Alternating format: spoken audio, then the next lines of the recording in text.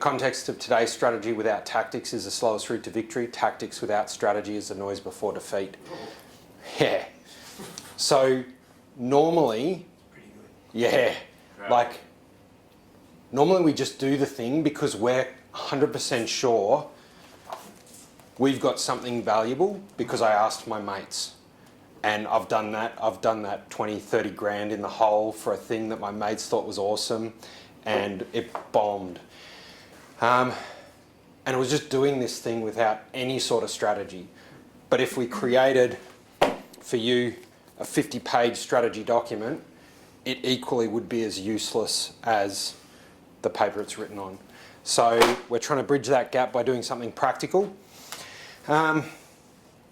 Fluid, something that you can use, something visible that'll be up in your space. So that way, when you're thinking about how am I operating, what am I doing, how do I do it, who do I partner with?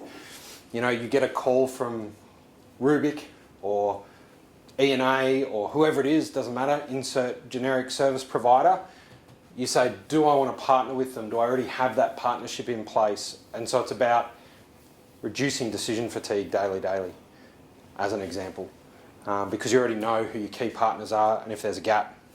And it ties in with the enablement of scaling.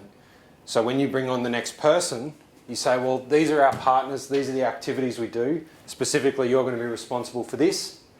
This is the value we deliver to who we deliver it.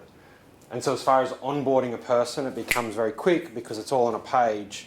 You don't have to run them through your onboarding pack or PowerPoint deck. You just say, there you go. Where's your PDF? Yeah, that's it.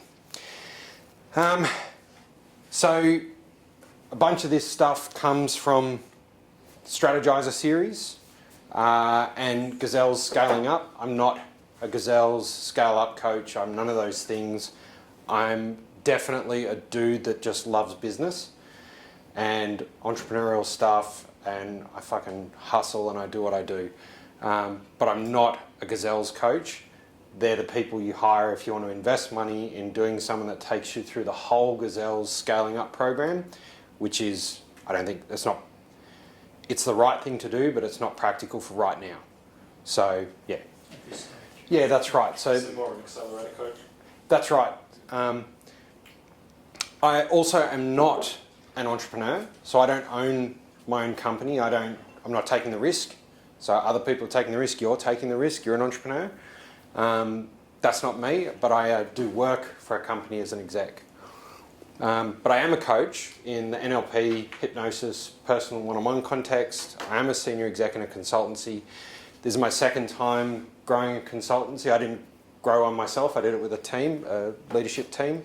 And I am an entrepreneur, so while I haven't taken the risk, I've got the behaviours, ideals and sense of an entrepreneur.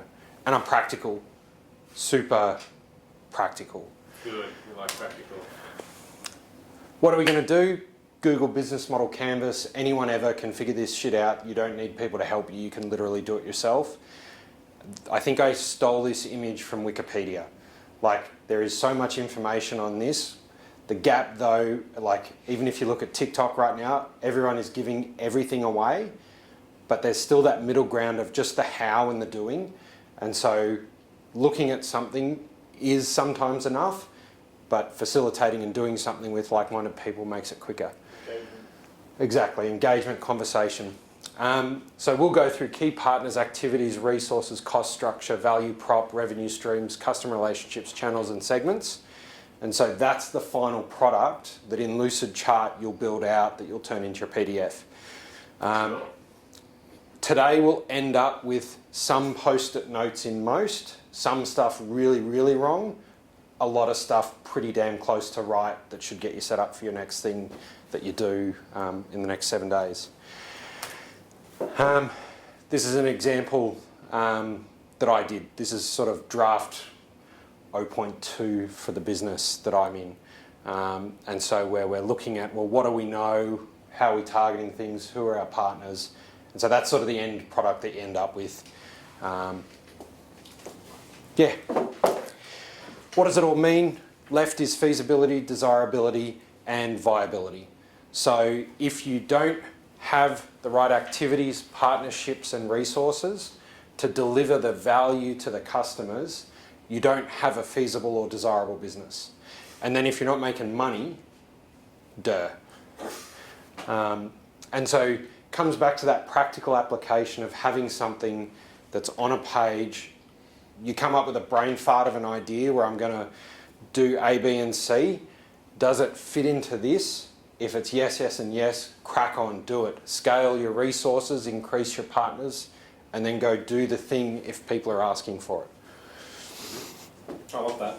Yeah. Yeah. I can't own any of this stuff. This is just me knowing that it exists. It's in a nice format, which I like. It's a, Yeah. So Rob Callum is a spreadsheet fucking maniac. Loves a good spreadsheet. So this I'm is an like Excel, a fancy Excel for him. Yeah, no. Well, so you'll love obviously Lucid Charts because it does do tables. So you can, the Lucid Chart stuff you've got, you can add tables in and stuff. So you can do Excel and this visualization stuff.